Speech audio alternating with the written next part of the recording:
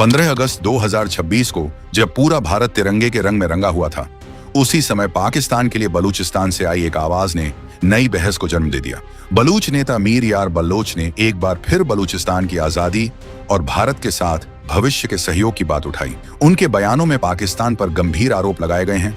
हालांकि इन दावों के सभी हिस्सों की स्वतंत्र पुष्टि नहीं हुई है, लेकिन सवाल यह है कि आखिर बलूचिस्तान का मुद्दा इतना महत्वपूर्ण क्यों है? क्योंकि बलूचिस्तान पाकिस्तान का सबसे बड़ा प्रांत है और यहाँ खनिज संपदा के साथ साथ अरब सागर का लंबा समुद्री तट मौजूद है।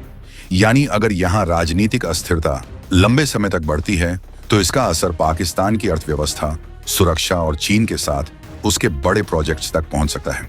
दोस्तों, पूरी अपडेट क्या है आगे वीडियो में समझते हैं, लेकिन वीडियो को एक लाइक कर दीजिएगा। अब असली बात समझिए।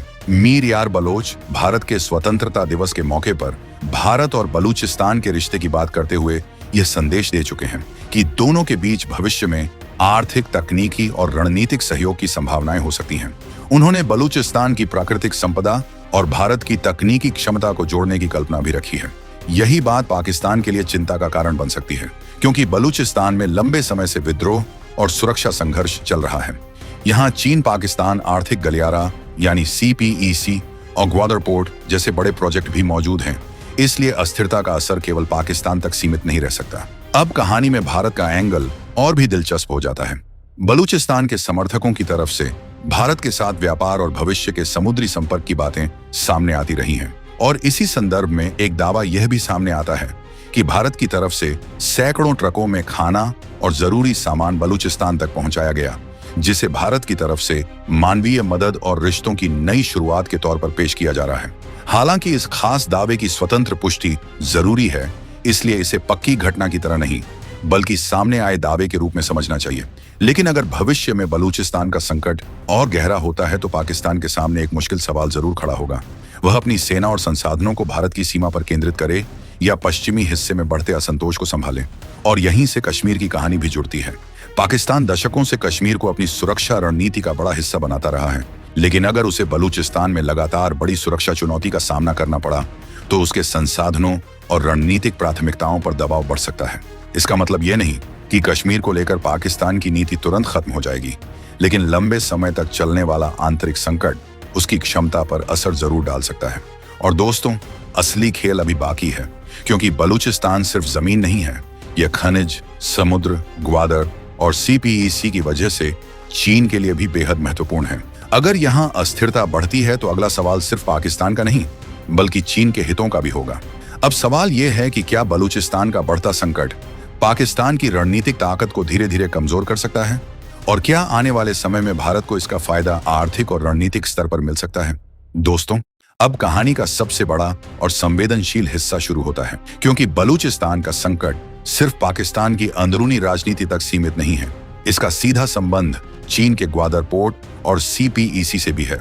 पाकिस्तान ने चीन के साथ मिलकर बलूचिस्तान में अरबों डॉलर के प्रोजेक्ट खड़े किए, लेकिन दूसरी तरफ इसी इलाके में सुरक्षा को लेकर लगातार चुनौती बनी हुई है।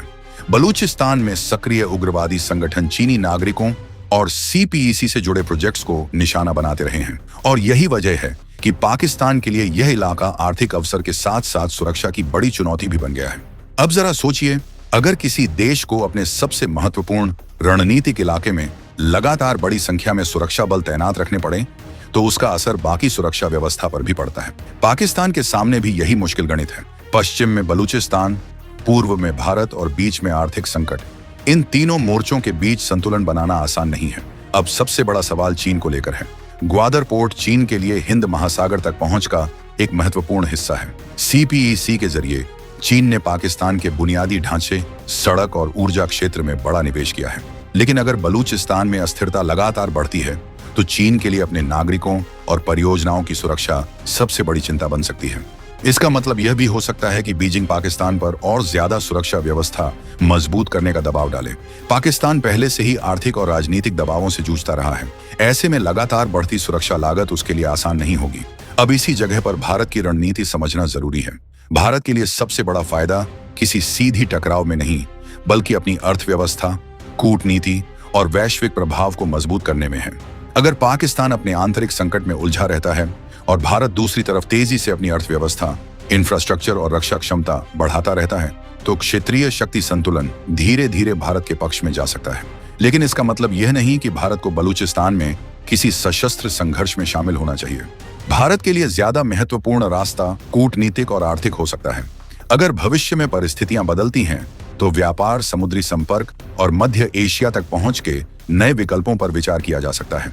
यही वह संभावना है जो बलूचिस्तान को भारत के लिए रणनीतिक रूप से दिलचस्प बनाती है, क्योंकि बलूचिस्तान का समुद्री तट अरब सागर पर है और ग्वादर जैसे बंदरगाह इसी क्षेत्र में मौजूद हैं। अगर कभी भविष्य में यहाँ राजनीतिक व्यवस्था बदलती है और स्थिरता आती है तो इस क्षेत्र का आर्थिक महत्व कई गुना बढ़ सकता है। लेकिन यहाँ सबसे जरूरी बात यह है कि अभी ऐसी किसी स्वतंत्र बलूचिस्तान की स्थिति को निश्चित मानना बिल्कुल सही नहीं होगा। जमीन पर हालात जटिल हैं, अलग अलग बलूच संगठनों के लक्ष्य और रणनीतियां अलग हैं और पाकिस्तान भी अपने नियंत्रण को बनाए रखने के लिए सुरक्षा और राजनीतिक दोनों स्तरों पर प्रयास कर रहा है। इसलिए असली कहानी किसी एक दिन में होने वाली आजादी की नहीं, बल्कि लंबे समय तक बढ़ने वाले दबाव की है। दोस्तों, अब इस पूरी कहानी का सबसे बड़ा सवाल सामने आता है, क्या बलूचिस्तान में बढ़ता असंतोष आने वाले समय में पाकिस्तान की रणनीतिक ताकत के लिए सबसे बड़ी चुनौती बन सकता है? इसका जवाब अभी निश्चित रूप से हाँ या ना में देना जल्दबाजी होगी। लेकिन इतना जरूर है कि बलूचिस्तान का मुद्दा पाकिस्तान के लिए आसान चुनौती नहीं है। अगर यहाँ लंबे समय तक सुरक्षा संकट बना रहता है तो पाकिस्तान को लगातार अपने सैनिक, पैसा और संसाधन इसी इलाके में लगाने पड़ेंगे। इसका असर उसकी अर्थव्यवस्था से लेकर उसकी सैन्य रणनीति तक दिखाई दे सकता है। दोस्तों, पूरी तस्वीर समझिए, क्योंकि असली खेल यहीं से शुरू होता है। पाकिस्तान लंबे समय से कश्मीर को अपनी राष्ट्रीय सुरक्षा और विदेश नीति का अहम मुद्दा बनाता रहा है। लेकिन अगर उसकी सेना और सुरक्षा व्यवस्था का बड़ा हिस्सा बलूचिस्तान में व्यस्त रहता है तो उसके सामने रणनीतिक प्राथमिकताओं को संतुलित करने की चुनौती बढ़ सकती है। दोस्तों, अगर बलूचिस्तान में सुरक्षा समस्या लगातार बढ़ती है तो चीन के लिए भी यह बड़ा सिरदर्द बन सकता है। चीन ने पाकिस्तान में भारी निवेश किया है और उसकी प्राथमिकता अपने नागरिकों, परियोजनाओं और व्यापारिक हितों की सुरक्षा है। अगर इन परियोजनाओं पर खतरा बढ़ता है तो पाकिस्तान पर सुरक्षा व्यवस्था मजबूत करने का दबाव भी बढ़ सकता है।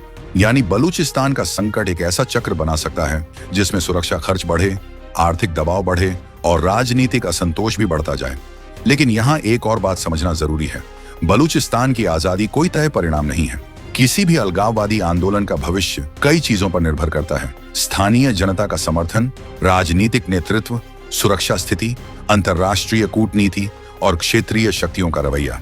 इसलिए सोशल मीडिया पर चल रहे किसी भी दावे को तुरंत अंतिम सच मानना सही नहीं होगा। लेकिन 15 अगस्त 2026 से जुड़ा यह पूरा घटनाक्रम एक राजनीतिक संदेश जरूर देता है।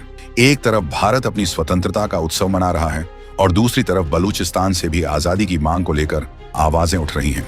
यही प्रतीकात्मक समानता इस मुद्दे को चर्चा में ला रही है। अब भविष्य की सबसे बड़ी तस्वीर की कल्पना कीजिए।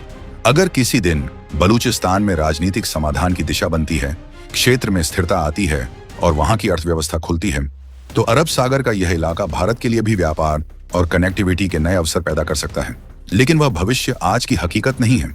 फिलहाल भारत के लिए सबसे समझदारी वाली नीति यही होगी कि वह घटनाक्रम पर नजर रखे, मानवाधिकार और लोकतांत्रिक सिद्धांतों की बात करे और किसी भी संभावित क्षेत्रीय बदलाव के लिए आर्थिक तथा कूटनीतिक स्तर पर तैयार रहे। क्योंकि असली ताकत सिर्फ युद्ध जीतने में नहीं होती, बल्कि बदलती परिस्थितियों को समझकर सही समय पर सही रणनीति अपनाने में होती है। और अगर आने वाले वर्षों में बलूचिस्तान का संकट बढ़ता है, पाकिस्तान की आर्थिक स्थिति पर दबाव बना रहता है और सीपीईसी की सुरक्षा चुनौती गहरी होती है, तो दक्षिण एशिया का रणनीतिक समीकरण निश्चित रूप से नए सवाल खड़े कर सकता है।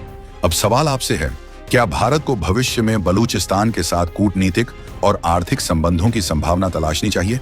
अपनी राय कमेंट में जरूर बताइए। वीडियो पसंद आया हो तो लाइक करें, चैनल को सब्सक्राइब करें और ऐसी ही बड़ी अंतर्राष्ट्रीय खबरों के लिए जुड़े रहिए। जय हिंद, जय भारत।